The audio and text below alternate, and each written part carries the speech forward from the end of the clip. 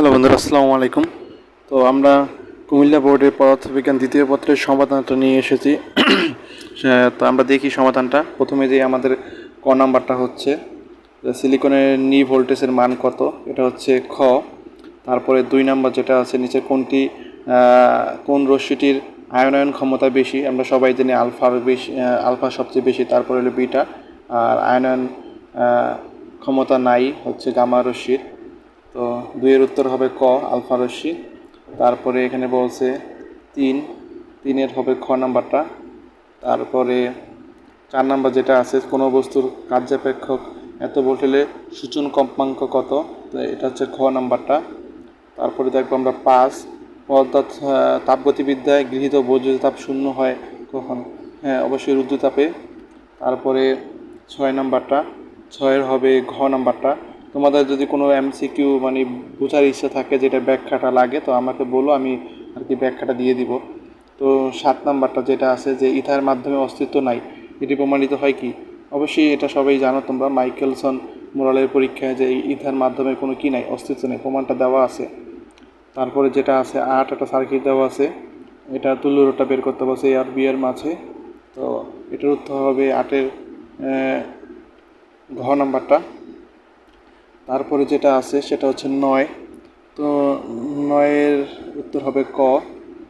তারপরে 10, 10-এর উত্তর হবে ঘ নাম্বার, এটা খুবই সহজ প্রশ্ন একটা।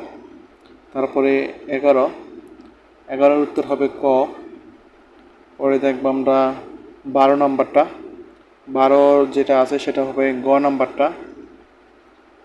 পরে দেখবো আমরা 13, 13 যেটা আছে সেটা অধ্যায় থেকে আসছে প্রশ্নটা, তো এটা হবে খ নাম্বারটা।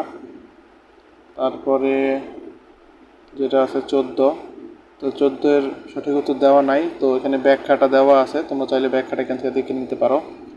তারপরে দেখবো আমরা 15 নাম্বারটা, 15 হবে ঘ নাম্বারটা। পরে দেখবো আমরা 16, 16-র হবে তোমার ক নাম্বারটা।